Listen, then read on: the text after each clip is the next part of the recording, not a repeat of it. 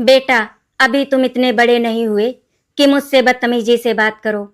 मैं तुम्हारा बाप हूँ, इस बात को कभी मत भूलना। और बहू, तुम भी मेरी बात कान खोल कर सुन लो। अगर हम दोनों तुम्हें बोझ लग रहे हैं तो तुम लोग इस घर से जा सकते हो, लेकिन मेरी सावित्री या फिर मुझसे कोई बदतमीजी करे, ये मैं बिल्कुल बर्दाश्त नहीं करूँगा। अनपढ़ हूँ इसका मतलब ये नहीं कि तुम दोनों जो चाहो हमारे साथ करोगे। तुम्हारी माँ बहुत भोली है, लेकिन मैं नहीं। आज भी मैं इतना कमाता हूँ कि तुम जैसे 4 और पाल सकता हूँ। बूढ़ा हुआ हूँ बेटा, कमजोर नहीं। श्याम प्रसाद जी की ये बातें सुनकर पूरे घर में एकदम सन्नाटा छा गया। जिस पिता को कार्तिक हमेशा शांत और सीधा समझता था, आज पहली बार उसी पिता की आंखों में गुस्से की आग देख रहा था। सावित्री जी की आंखों से लगातार आंसू बह रहे थे, क्योंकि उन्होंने कभी सोचा भी नहीं था कि जिस बेटे को उन्होंने अपनी पूरी जिंदगी देकर बड़ा किया, वही बेटा एक दिन अपनी पत्नी के सामने अपने माता पिता को नीचा दिखाएगा।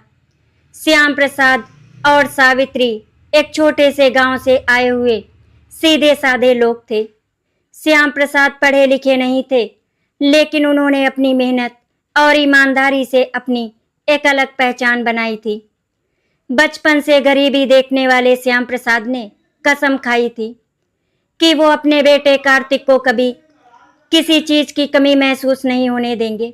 दिन रात मेहनत करके उन्होंने कार्तिक को शहर के सबसे अच्छे स्कूल और कॉलेज में पढ़ाया था। जब लोग श्याम प्रसाद से कहते थे कि तुम खुद तो अनपढ़ हो, बेटे को इतना पढ़ाकर क्या करोगे, तब श्याम प्रसाद मुस्कुरा कर कहते थे, मैं अनपढ़ जरूर हूं, लेकिन मेरा बेटा मेरी पहचान बनेगा। जिस जगह मैं नहीं पहुंच पाया, वहां मेरा बेटा पहुंचेगा। समय बीतता गया और कार्तिक पढ़ लिख कर एक अच्छी नौकरी करने लगा। श्याम प्रसाद और सावित्री की खुशी का ठिकाना नहीं था। उन्हें लगता था कि उनकी सारी मेहनत सफल हो गई। कुछ समय बाद कार्तिक की शादी अनुपमा से हुई। अनुपमा एक पढ़ी लिखी लड़की थी। शादी के शुरुआती दिनों में वो श्याम प्रसाद और सावित्री की बहुत इज्जत करती थी।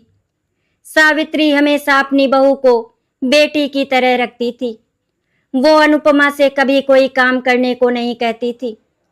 अगर अनुपमा देर तक सोती रहती तो सावित्री खुद रसोई में जाकर खाना बना देती। वो हमेशा कहती, मेरी बहू अपने घर को छोड़कर हमारे घर आई है, इसे कभी पराया महसूस नहीं होना चाहिए। लेकिन धीरे धीरे अनुपमा का व्यवहार बदलने लगा। उसे अपने सास ससुर पुराने ख्यालों वाले लगने लगे। उसे शर्म महसूस होने लगी कि उसके ससुर ज्यादा पढ़े लिखे नहीं हैं। जब उसकी सहेलियां घर आती और श्याम प्रसाद गांव की भाषा में बात करते तो अनुपमा को अच्छा नहीं लगता था। एक दिन अनुपमा ने कार्तिक से कहा, तुम इतने बड़े ऑफिस में काम करते हो, इतने पढ़े लिखे हो, लेकिन तुम्हारे पापा आज भी पुराने जमाने की बातें करते हैं। कभी कभी तो मुझे लोगों के सामने शर्मिंदगी महसूस होती है। कार्तिक पहले तो चुप रहा, लेकिन धीरे धीरे अनुपमा की बातें उसके मन पर असर करने लगी। जिस पिता की मेहनत पर उसे कभी गर्व था, अब वही पिता उसे अनपढ़ दिखाई देने लगा था। सावित्री सब कुछ समझ रही थी, लेकिन घर की शांति के लिए चुप रहती थी। उसे लगता था कि समय के साथ सब ठीक हो जाएगा, लेकिन उसे क्या पता था कि आने वाले समय उसके दिल को तोड़ने वाला था। एक दिन घर में कुछ मेहमान आए हुए थे। श्याम प्रसाद ने खुशी खुशी सबके सामने अपने पुराने दिनों की बातें बतानी शुरू कर दी।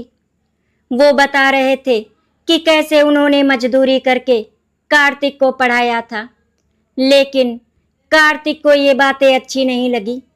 मेहमानों के जाते ही कार्तिक गुस्से में बोला, पापा, आपको हर किसी के सामने अपनी गरीबी और मजदूरी की कहानी बताने की क्या जरूरत होती है? अब हमारी एक इज्जत है समाज में। ये सुनकर श्याम प्रसाद जी हैरान रह गए। उन्होंने धीरे से कहा, बेटा, मैंने तो बस अपनी मेहनत की बात बताई थी, इसमें शर्म कैसी? तभी अनुपमा भी बोल पड़ी, पापा जी, आजकल लोग स्टेटस देखते हैं, आपकी ये पुराने बातें सुनकर लोग क्या सोचेंगे। सावित्री को ये बात बहुत बुरी लगी। उन्होंने कहा, बहू, तुम्हें जिस घर का स्टेटस दिखता है ना, उसकी नींव तुम्हारे पापा जी की उन्हीं मेहनत भरी कहानियों पर खड़ी है। लेकिन कार्तिक ने अपनी माँ को ही चुप करा दिया और बोला, माँ, आप बीच में मत बोलिए। अपने बेटे के मुंह से ये सुनकर सावित्री का दिल टूट गया। जिस बेटे की एक आवाज पर वो रात को 2 बजे भाग जाती थी, आज उसी बेटे को उसकी आवाज बुरी लग रही थी। कुछ दिनों बाद बात और ज्यादा बढ़ गई। अनुपमा ने कार्तिक से कहा कि अब उन्हें अलग रहना चाहिए, क्योंकि सास ससुर की वजह से उनकी जिंदगी अपनी मर्जी से नहीं चल पा रही। कार्तिक भी अनुपमा की बातों में आ गया। उस शाम जब श्याम प्रसाद घर लौटे तो उन्होंने देखा कि सावित्री एक कोने में बैठकर रो रही थी। जब उन्होंने कारण पूछा तो सावित्री ने कुछ नहीं बताया, लेकिन श्याम प्रसाद समझ गए कि कुछ बड़ा हुआ है। तभी कार्तिक और अनुपमा उनके सामने आए। कार्तिक ने बिना झिझक कहा, पापा, अब आपको और माँ को गांव वाले पुराने घर में चले जाना चाहिए। यहाँ शहर में हमारी जिंदगी अलग तरीके की है। ये सुनते ही श्याम प्रसाद के पैरों तले जमीन खिसक गई। जिस बेटे के लिए उन्होंने अपना सब कुछ कुर्बान कर दिया, वही बेटा आज उन्हें अपने घर से दूर भेजने की बात कर रहा था। सावित्री रोते हुए बोली, कार्तिक बेटा, क्या हम सच में तुम पर बोझ बन गए? लेकिन कार्तिक ने कोई जवाब नहीं दिया। तभी अनुपमा बोली, माँ जी, बात बोझ की नहीं है, बस अलग सोच की है। आप लोग हमारे तरीके से नहीं रह सकते। श्याम प्रसाद अब तक चुप थे, लेकिन जब उन्होंने अपनी पत्नी की आंखों में दर्द देखा तो उनका सब्र टूट गया। आज एक पति अपनी पत्नी के सम्मान के लिए और एक पिता अपने बेटे को उसकी गलती दिखाने के लिए खड़ा हो गया। उन्होंने गुस्से से कार्तिक की तरफ देखा और वही शब्द बोले, जिन्हें सुनकर पूरा घर कांप उठा। बेटा, अभी तुम इतने बड़े नहीं हुए कि मुझसे बदतमीजी से बात करो। मैं तुम्हारा बाप हूं। उस दिन पहली बार कार्तिक को एहसास हुआ कि जिस पिता को वो कमजोर समझ रहा था, उसके अंदर आज भी वही हिम्मत थी जिसने अकेले पूरी दुनिया से लड़कर उसे इस मुकाम तक पहुंचाया था। श्याम प्रसाद की गूंजती हुई आवाज सुनकर कार्तिक और अनुपमा कुछ पल के लिए बिल्कुल खामोश हो गए। जिस पिता को उन्होंने हमेशा शांत, सीधा और कमजोर समझा था, आज वही पिता अपने स्वाभिमान के लिए उनके सामने मजबूती से खड़ा था। श्याम प्रसाद ने कार्तिक की आंखों में देखते हुए कहा, बेटा, जब बच्चे छोटे होते हैं ना, तो पिता उनका हाथ पकड़कर उन्हें चलना सिखाता है। लेकिन जब वही बच्चे बड़े होकर पिता का हाथ छोड़ देते हैं तो दर्द पैरों में नहीं, सीधे दिल में होता है। तुमने आज मुझे घर छोड़ने के लिए नहीं कहा बेटा, तुमने मेरी और अपनी माँ की सालों की कुर्बानियों को ठुकराया है। सावित्री अपने पति की बातें सुनकर रो रही थी। उसने श्याम प्रसाद का हाथ पकड़कर कहा, छोड़ दीजिए ना जी, अपना ही बच्चा है, गलती हो गई होगी। लेकिन श्याम प्रसाद ने सावित्री की तरफ देखा और बोले, यही तुम्हारा भोलापन है सावित्री, जिसने कार्तिक को ये सोचने पर मजबूर कर दिया कि उसके माँ बाप हमेशा चुप रहेंगे। प्यार का मतलब ये नहीं होता कि बच्चे अपने माता पिता के सम्मान को ठेस पहुंचाए और हम मुस्कुराते रहें। सावित्री चुप हो गई, क्योंकि वो जानती थी कि आज श्याम प्रसाद का दर्द गुस्से से कहीं ज्यादा बड़ा था। कार्तिक को अब भी अपनी गलती पूरी तरह समझ नहीं आ रही थी। उसने कहा, पापा, मैंने ऐसा कुछ गलत नहीं कहा, बस मैं चाहता हूँ कि हम सब अपनी अपनी जिंदगी आराम से जिएं। ये सुनकर श्याम प्रसाद हल्का सा मुस्कुराए और बोले, आराम की जिंदगी बेटा, ये आराम तुम्हें ऐसे ही नहीं मिला है। जिस घर में खड़े होकर तुम हमें जाने के लिए कह रहे हो ना, इसकी हर ईंट में मेरी मेहनत और तुम्हारी माँ की दुआ लगी है। तुमने सिर्फ तैयार घर देखा है, लेकिन हमने इसे बनाने में अपनी पूरी जवानी लगा दी।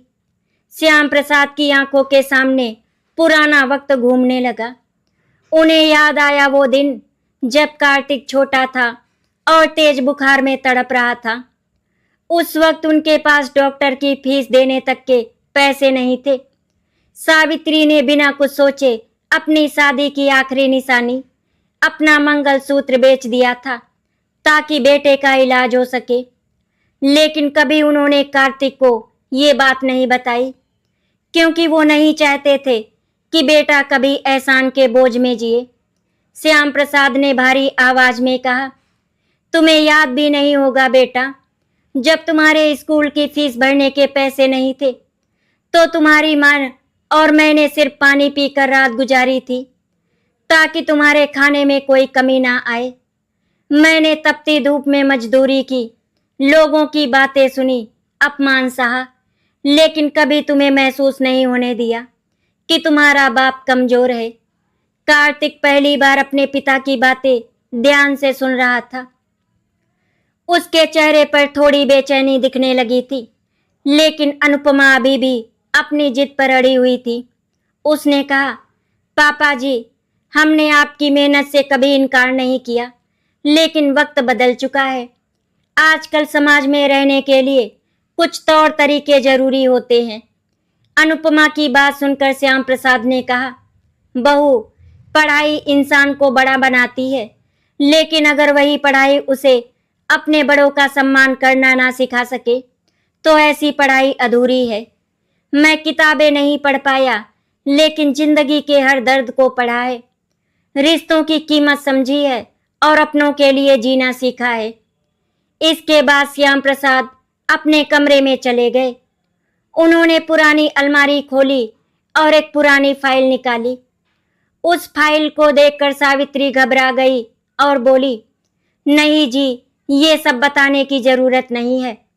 हमने जो किया अपने बेटे के लिए किया, उसे जताने के लिए नहीं। श्याम प्रसाद ने कहा, सावित्री, मैं एहसान नहीं दिखाना चाहता, लेकिन आज हमारे बेटे को ये जताना जरूरी है कि जिस पिता को वो अनपढ़ समझ रहा है, उस पिता ने अपनी समझदारी से उसके लिए क्या क्या किया है। श्याम प्रसाद ने वो फाइल कार्तिक के हाथ में दे दी। जैसे ही कार्तिक ने फाइल खोली, उसके चेहरे का रंग बदल गया। उसमें कुछ ऐसे कागज थे जिन्हें देखकर उसके पैरों तले जमीन खिसक गई। उसे पता चला कि जिस कंपनी में वो इतने गर्व से नौकरी करता है, उस कंपनी को शुरू करने में सालों पहले श्याम प्रसाद ने मुश्किल वक्त में बहुत बड़ा सहयोग किया था और आज भी उस कंपनी में उनका हिस्सा था। कार्तिक हैरानी से बोला, पापा, आपने हमें कभी बताया क्यों नहीं? श्याम प्रसाद ने नम आंखों से जवाब दिया, क्योंकि बेटा, मुझे अपनी पहचान पैसों से नहीं बनानी थी। मैं चाहता था कि मेरा बेटा मुझे प्यार दे और मेरे त्याग को पहचाने, लेकिन अफसोस, तुमने अपने पिता की कीमत उसके कपड़ों और उसकी पढ़ाई से लगाई। ये सुनकर कार्तिक की आंखें झुक गईं। उसे समझ नहीं आ रहा था कि वो क्या बोले। उस रात कार्तिक अपने कमरे में जाकर भी चैन से सो नहीं पाया। बार बार उसके कानों में अपने पिता श्याम प्रसाद की बातें गूंज रही थी, जिस पिता को वो सिर्फ एक सीधा साधा अनपढ़ इंसान समझ रहा था। आज उसे पता चल रहा था कि उस इंसान ने अपने सीने में कितने दर्द और कितने राज छुपा कर रखे थे। दूसरी तरफ अनुपमा भी परेशान थी, लेकिन उसका अहंकार अभी पूरी तरह खत्म नहीं हुआ था। उसे अब भी लग रहा था कि श्याम प्रसाद ने बस कुछ पुरानी बातें बताकर कार्तिक को भावुक कर दिया है। सुबह हुई तो सावित्री रोज की तरह सबसे पहले उठकर घर का काम करने लगी। इतनी तकलीफ सहने के बाद भी उसके मन में अपने बेटे और बहू के लिए कोई नाराजगी नहीं थी। उसने हमेशा की तरह कार्तिक और अनुपमा के लिए नाश्ता बनाया। जब कार्तिक बाहर आया तो अपनी माँ को देखकर उसकी आंखें नम हो गईं। उसे याद आया कि यही माँ बचपन में जब तक वो खाना नहीं खा लेता था, तब तक माँ खुद खाना नहीं खाती थी और आज उसी माँ को उसने घर छोड़कर जाने की बात कह दी। कार्तिक धीरे धीरे सावित्री के पास गया और बोला, माँ, आप मुझसे नाराज हो क्या? सावित्री ने मुस्कुराते हुए उसके सिर पर हाथ रखा और बोली, माँ अपने बच्चों से नाराज नहीं होती बेटा, बस कभी कभी बच्चों की बातें दिल को चोट पहुंचा देती हैं। सावित्री की ये बातें सुनकर कार्तिक की आंखों में शर्म साफ दिखाई देने लगी। तभी घर के बाहर एक बड़ी सी गाड़ी आकर रुकी। इतनी महंगी गाड़ी देखकर अनुपमा हैरान हो गई। गाड़ी से एक बड़ा बिजनेसमैन उतरा और सीधे घर के अंदर आया। उसे देखते ही श्याम प्रसाद मुस्कुरा दिए। उस आदमी ने आते ही श्याम प्रसाद के पैर छुए और बोला, श्याम भैया, आज मैं जो कुछ भी हूँ सिर्फ आपकी वजह से हूँ। अगर उस वक्त आपने मेरा साथ नहीं दिया होता तो शायद मैं कभी सफल नहीं हो पाता। ये देखकर कार्तिक और अनुपमा दोनों हैरान रह गए। जिस इंसान से शहर के बड़े बड़े लोग मिलने के लिए समय मांगते थे, वो इंसान आज उनके पिता के पैर छू रहा था। अनुपमा को अपनी आंखों पर भरोसा नहीं हो रहा था। उस आदमी ने कार्तिक की तरफ देखकर कहा, तुम बहुत खुशनसीब हो कि तुम्हें श्याम प्रसाद जी जैसे पिता मिले हैं। दुनिया इन्हें अनपढ़ कह सकती है, लेकिन मैंने इनसे जिंदगी की सबसे बड़ी सीख ली है। इनके पास डिग्री नहीं थी, लेकिन इंसान को पहचानने की ऐसी समझ थी जो बड़ी बड़ी किताबों से भी नहीं मिलती। फिर उसने बताया कि कई साल पहले जब उसका व्यापार पूरी तरह डूबने लगा था, तब किसी ने उसका साथ नहीं दिया था। उस मुश्किल समय में सिर्फ श्याम प्रसाद ने अपनी सारी जमा पूंजी लगाकर उसकी मदद की थी। उन्होंने बदले में कभी नाम शोहरत या पैसा नहीं मांगा, बस इतना कहा था कि जब कभी किसी जरूरतमंद को देखना तो उसका हाथ पकड़ लेना। ये बातें सुनकर कार्तिक का सिर शर्म से झुक गया। उसे याद आया कि उसने इसी पिता से कहा था कि उनकी वजह से समाज में शर्मिंदगी होती है। आज वही समाज उसके पिता को इज्जत दे रहा था, जिस पिता को वो अपने स्टेटस के लायक नहीं समझ रहा था। उसी पिता की वजह से उसकी खुद की पहचान बनी हुई थी। अनुपमा भी अंदर से टूटने लगी थी। उसे अपनी कही हुई हर बात याद आने लगी। कैसे उसने सावित्री और श्याम प्रसाद को पुराने ख्यालों वाला समझ लिया था। उसे एहसास होने लगा कि असली गरीबी पैसों की नहीं बल्कि सोच की होती है। श्याम प्रसाद भले ही ज्यादा पढ़े लिखे नहीं थे, लेकिन रिश्तों और इंसानियत के मामले में बहुत अमीर थे। कुछ देर बाद वो आदमी चला गया। घर में फिर खामोशी छा गई। कार्तिक धीरे धीरे अपने पिता के पास आया और भर्राई हुई आवाज में बोला, पापा, आपने इतने सालों तक इतना सब कुछ छुपा कर क्यों रखा? आपने कभी बताया क्यों नहीं कि आपकी इतनी इज्जत है? श्याम प्रसाद ने बेटे की तरफ देखा और बोले, बेटा सम्मान बताकर नहीं कमाया जाता, अपने कर्मों से कमाया जाता है।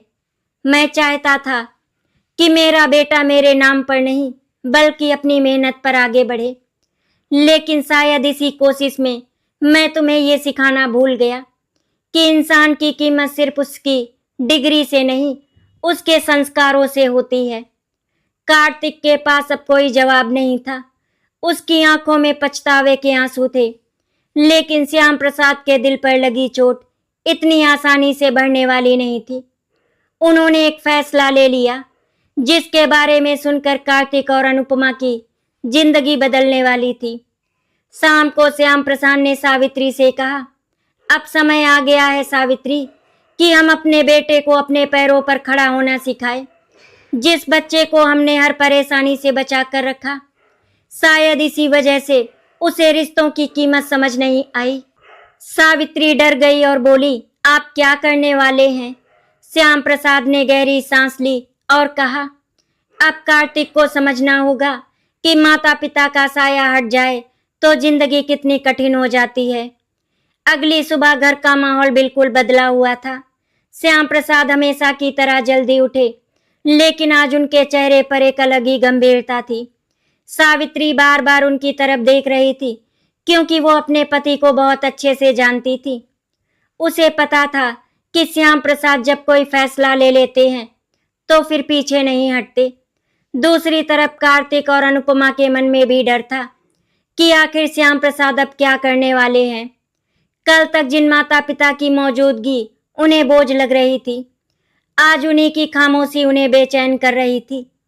नाश्ते की मेज पर सब बैठे हुए थे, तभी श्याम प्रसाद ने शांत आवाज में कहा, कार्तिक बेटा, मैंने और तुम्हारी माँ ने फैसला किया है कि अब हम कुछ दिनों के लिए गांव वाले घर में रहेंगे। ये बात सुनते ही कार्तिक के हाथ रुक गए। जिस बात को उसने गुस्से और घमंड में कहा था, आज जब वही बात सच होने जा रही थी तो उसका दिल कांप उठा। उसने तुरंत कहा, नहीं पापा, मैंने गुस्से में बोल दिया था, आप और माँ कहीं नहीं जाएंगे। श्याम प्रसाद ने कार्तिक की तरफ देखा और बोले, बेटा, ये फैसला मैंने नाराजगी में नहीं लिया है। कभी कभी अपनों से थोड़ी दूरी जरूरी होती है ताकि रिश्तों की कीमत समझ आ सके। जब कोई चीज हमेशा पास रहती है तो इंसान उसकी अहमियत भूल जाता है। सावित्री की आंखों में आंसू थे, लेकिन उसने भी अपने पति के फैसले का साथ दिया, क्योंकि वो जानती थी कि अब कार्तिक को जिंदगी का एक जरूरी सबक सिखाना होगा।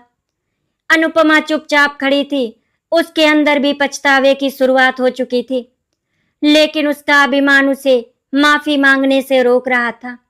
उसे लग रहा था कि शायद कुछ दिनों बाद सब पहले जैसा हो जाएगा, लेकिन उसे अंदाजा नहीं था कि जिन दो लोगों को वो घर की जिम्मेदारी समझती थी, असल में वही इस घर की नींव थे। श्याम प्रसाद और सावित्री उसी दिन गांव चले गए। उनके जाते ही घर बहुत बड़ा होते हुए भी खाली लगने लगा। पहले हर सुबह सावित्री की आवाज से घर में अपनापन महसूस होता था। श्याम प्रसाद की छोटी छोटी बातें घर को खुशियों से भर देती थी, लेकिन अब घर में सिर्फ खामोशी थी। शुरुआत में कुछ दिन अनुपमा को लगा कि अब वो अपनी मर्जी से जिंदगी जी पाएगी, लेकिन धीरे धीरे उसे एहसास होने लगा कि सावित्री बिना कुछ कहे कितनी जिम्मेदारियां संभालती थी। सुबह का नाश्ता, घर की देखभाल, हर छोटी जरूरत का ध्यान रखना, ये सब सावित्री मुस्कुराते हुए करती थी और कभी किसी को एहसास भी नहीं होने देती थी।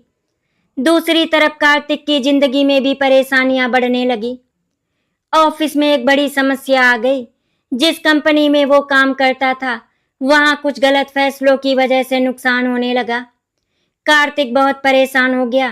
पहले जब भी वो किसी परेशानी में होता था तो श्याम प्रसाद से सलाह लेता था, लेकिन इस बार उसके अंदर इतनी शर्म थी कि वो पिता को फोन भी नहीं कर पा रहा था। कई दिन गुजर गए।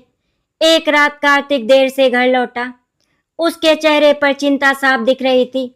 अनुपमा ने पूछा, क्या हुआ कार्तिक, तुम इतने परेशान क्यों हो? कार्तिक ने भारी आवाज में कहा, आज समझ आ रहा है अनुपमा कि पापा कितने जरूरी थे।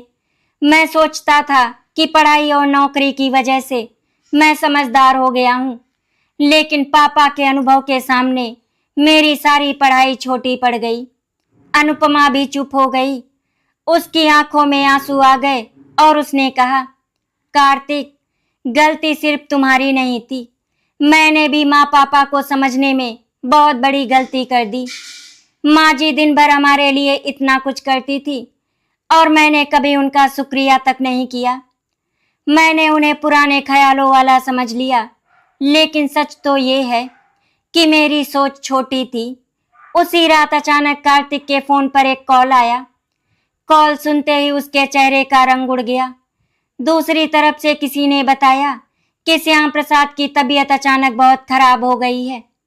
ये सुनते ही कार्तिक के हाथ कांपने लगे और उसकी आंखों से आंसू बहने लगे। वो बिना देर किए अनुपमा के साथ गांव के लिए निकल पड़ा। पूरे रास्ते उनके मन में सिर्फ अपने पिता की बातें घूम रही थी। उसे डर लग रहा था कि कहीं बहुत देर ना हो जाए। जिस पिता ने पूरी जिंदगी उसका हाथ पकड़ा, कहीं उसने उसी हाथ को हमेशा के लिए खो तो नहीं दिया। जब कार्तिक गांव पहुंचा तो उसने देखा कि सावित्री मंदिर के सामने बैठकर भगवान से प्रार्थना कर रही थी। माँ की हालत देखकर कार्तिक अंदर से टूट गया। वो दौड़कर सावित्री के पैरों में गिर पड़ा और रोते हुए बोला, माँ, मुझे माफ कर दो, मैं बहुत गलत था। कार्तिक अपनी माँ सावित्री के पैरों में बैठकर बच्चों की तरह रो रहा था। आज उसके अंदर ना कोई घमंड बचा था और ना ही अपनी बड़ी नौकरी का अभिमान। आज वो सिर्फ एक बेटा था जिसे अपनी सबसे बड़ी गलती का एहसास हो चुका था। सावित्री ने अपने कांपते हाथों से कार्तिक के आंसू पोंछे और कहा, बेटा, माँ बाप को बच्चों से दौलत या बड़ा नाम नहीं चाहिए होता। उन्हें तो बस इतना चाहिए होता है कि जिस बच्चे को उन्होंने उंगली पकड़कर चलना सिखाया, वही बच्चा बुढ़ापे में उनका हाथ पकड़कर चले। सावित्री की बातें सुनकर कार्तिक का दिल और ज्यादा भर आया। उसे अपना बचपन याद आने लगा, जब हल्की सी चोट लगने पर भी श्याम प्रसाद उसे कंधे पर उठाकर डॉक्टर के पास भागते थे। आज वही पिता दर्द में था और वो बेटा होकर भी उनकी तकलीफ की वजह बन गया था। कार्तिक बार बार खुद से यही सवाल कर रहा था कि आखिर वो इतना कैसे बदल गया कि अपने ही माता पिता के त्याग को भूल बैठा। तभी कमरे का दरवाजा खुला और श्याम प्रसाद बाहर आए। उन्हें सामने देखकर कार्तिक तुरंत उनके पैरों में गिर गया और रोते हुए बोला, पापा, मुझे माफ कर दीजिए। मैं दुनिया की नजरों में बड़ा बनने के चक्कर में अपने ही पिता की महानता भूल गया। मैंने उस इंसान का दिल दुखाया जिसने मेरी खुशी के लिए अपनी पूरी जिंदगी लगा दी। श्याम प्रसाद ने कुछ देर तक कोई जवाब नहीं दिया। उनकी खामोशी कार्तिक को अंदर तक तोड़ रही थी। फिर उन्होंने धीरे से कहा, कार्तिक, जब तुम छोटे थे ना, तब तुम्हारी हर गलती पर मैं तुम्हें समझाता था, क्योंकि तुम दुनिया नहीं जानते थे। लेकिन आज तुम पढ़े लिखे होकर भी रिश्तों की कीमत भूल गए। दर्द इस बात का नहीं था कि तुमने मुझे घर से जाने को कहा। दर्द इस बात का था कि तुम्हें अपनी माँ के आंसू भी दिखाई नहीं दिए। कार्तिक ने सिर झुका लिया, क्योंकि उसके पास कोई जवाब नहीं था। उसे पता था कि उसने सिर्फ पिता का नहीं बल्कि उस माँ का भी दिल दुखाया है, जिसने कभी अपनी खुशी के बारे में सोचा ही नहीं। तभी अनुपमा भी आगे आई और सावित्री और श्याम प्रसाद के पैरों में बैठ गई। उसकी आंखों से लगातार आंसू गिर रहे थे। अनुपमा रोते हुए बोली, पापा जी, मैंने आपको आपकी पढ़ाई से पहचानने की गलती की। मुझे लगा कि बड़े स्कूल और बड़ी डिग्री इंसान को बड़ा बनाती है, लेकिन आज समझ आया कि इंसान अपने संस्कार और अच्छे कर्मों से बड़ा बनता है। माँ जी ने मुझे हमेशा बेटी समझा और मैंने उन्हें कभी माँ की तरह सम्मान नहीं दिया। मुझे माफ कर दीजिए। सावित्री ने तुरंत अनुपमा को गले लगा लिया। माँ का दिल तो आखिर माँ का ही होता है। वो अपने बच्चों का दर्द ज्यादा देर तक देख नहीं सकती थी, लेकिन श्याम प्रसाद अभी भी शांत थे। उन्होंने कहा, माफी मांगना आसान होता है बहू, लेकिन अपनी गलती सुधारना मुश्किल होता है। मैं देखना चाहता हूँ कि तुम दोनों सच में बदल गए हो या फिर से सिर्फ कुछ पल की भावुकता है। कार्तिक ने तुरंत कहा, पापा, आप जो कहेंगे मैं करूँगा। बस आप और माँ मेरे साथ घर वापस चलिए। श्याम प्रसाद ने कहा, ठीक है बेटा, लेकिन उससे पहले तुम्हें एक बात समझनी होगी। जिस घर को तुम अपना समझकर हमें निकालने की बात कर रहे थे, वो घर सिर्फ दीवारों से नहीं बना था। वो घर तुम्हारी माँ के प्यार और मेरी मेहनत से बना था। अगर घर में बड़े बुजुर्गों का सम्मान ना हो तो करोड़ों का महल भी खाली लगता है। अगले कुछ दिनों तक कार्तिक और अनुपमा गांव में ही रुके। इस दौरान उन्होंने पहली बार अपने माता पिता की जिंदगी को करीब से देखा। कार्तिक ने देखा कि गांव में हर इंसान श्याम प्रसाद की कितनी इज्जत करता है। कोई उन्हें अनपढ़ नहीं कहता था, बल्कि हर कोई उन्हें समझदार और ईमानदार इंसान मानता था। लोग अपनी परेशानियां लेकर उनके पास आते और श्याम प्रसाद अपनी जिंदगी के अनुभव से उन्हें रास्ता दिखाते। अनुपमा ने भी सावित्री के साथ समय बिताना शुरू किया। उसने देखा कि सावित्री के चेहरे पर हमेशा मुस्कान रहती है, चाहे उसने जिंदगी में कितने ही दुख क्यों ना देखे हो। धीरे धीरे अनुपमा को एहसास हुआ कि वो जिस आधुनिक सोच पर घमंड करती थी, उसमें रिश्तों की मिठास कहीं खो गई थी। एक दिन कार्तिक ने पूरे गांव के सामने अपने पिता का हाथ पकड़कर कहा, आज मैं सबके सामने कहना चाहता हूं कि मेरे पिता अनपढ़ नहीं हैं। उन्होंने किताबें भले ही कम पढ़ी हो, लेकिन जिंदगी को मुझसे कहीं ज्यादा समझा है। मुझे गर्व है कि मैं श्याम प्रसाद का बेटा हूं। ये सुनकर पहली बार श्याम प्रसाद की आंखों में खुशी के आंसू आ गए। जिस सम्मान की उम्मीद उन्हें अपने बेटे से थी, आज वो उन्हें मिल चुका था। कुछ दिनों बाद श्याम प्रसाद और सावित्री कार्तिक और अनुपमा के साथ वापस शहर लौट आए, लेकिन इस बार उस घर का माहौल पूरी तरह बदल चुका था। पहले जहां अनुपमा को सास ससुर की बातें पुरानी सोच लगती थी, अब वही बातें उसे जिंदगी की सीख लगने लगी थी। अब वो सुबह उठकर सावित्री के साथ बैठती, उनसे बातें करती और उनके अनुभवों को समझने की कोशिश करती थी। सावित्री भी अपनी बहू के इस बदले हुए रूप को देखकर बहुत खुश थी, क्योंकि उसने हमेशा अनुपमा को बहू नहीं बल्कि अपनी बेटी माना था। कार्तिक भी अब पहले जैसा नहीं रहा था। ऑफिस से लौटने के बाद वो सीधा अपने कमरे में जाने के बजाय सबसे पहले अपने पिता के पास बैठता था। वो श्याम प्रसाद से अपनी परेशानियां बांटता और उनसे सलाह लेता था। धीरे धीरे उसे समझ आने लगा था कि अनुभव की किताब दुनिया की सबसे बड़ी किताब होती है। वो बातें जिंदगी की ठोकरें इंसान को सिखा देती हैं। एक दिन कार्तिक के ऑफिस में बहुत बड़ी मीटिंग थी। कंपनी एक मुश्किल दौर से गुजर रही थी और बड़े बड़े अधिकारी भी उस परेशानी का हल नहीं निकाल पा रहे थे। कार्तिक बहुत तनाव में घर आया। श्याम प्रसाद ने बेटे का चेहरा देखते ही समझ लिया कि कुछ ठीक नहीं है। उन्होंने पूछा, क्या हुआ बेटा, आज फिर कोई चिंता है क्या? कार्तिक ने सारी परेशानी अपने पिता को बताई। श्याम प्रसाद ने पूरी बात ध्यान से सुनी और अपने अनुभव के आधार पर एक उपाय बताया। पहले वाला कार्तिक शायद उनकी बात को नजरअंदाज कर देता, लेकिन अब उसे अपने पिता की समझ पर पूरा भरोसा था। अगले दिन उसने वही सुझाव कंपनी की मीटिंग में रखा और सब हैरान रह गए, क्योंकि वही उपाय कंपनी को बड़े नुकसान से बचा गया। कंपनी के मालिक ने कार्तिक से पूछा, इतना अच्छा सुझाव तुम्हें किसने दिया? इस बार कार्तिक ने बिना किसी शर्म के गर्व से कहा, मेरे पिता ज्यादा पढ़े लिखे नहीं हैं, लेकिन उनकी समझ और अनुभव मेरी सबसे बड़ी ताकत है। कुछ दिनों बाद कंपनी में एक बड़ा समारोह रखा गया, जिसमें श्याम प्रसाद को खास मेहमान के रूप में बुलाया गया। जब उनका नाम मंच पर लिया गया तो कार्तिक और अनुपमा की आंखें गर्व से चमक उठी। वही लोग जो कभी श्याम प्रसाद को साधारण समझते थे, आज खड़े होकर उनके लिए तालियां बजा रहे थे। मंच पर खड़े होकर श्याम प्रसाद ने कहा, मैंने जिंदगी में किताबें कम पढ़ी है, लेकिन एक बात जरूर सीखी है कि कोई इंसान छोटा या बड़ा उसकी पढ़ाई से नहीं होता। इंसान बड़ा होता है अपने व्यवहार से, अपने संस्कारों से और इस बात से कि वो दूसरों के साथ कैसा रिश्ता निभाता है। उनकी बातें सुनकर वहां मौजूद हर इंसान भावुक हो गया। कार्तिक की आंखों में आंसू थे। उसे याद आ रहा था कि कभी उसने इसी पिता को अपनी जिंदगी से दूर रखने की कोशिश की थी और आज वही पिता उसकी सबसे बड़ी पहचान बन गए थे। समारोह के बाद कार्तिक अपने पिता के पास आया और बोला, पापा, उस दिन आपका वो गुस्सा और आपकी बात मेरे लिए एक सच में झन्नाटेदार तमाचा थी।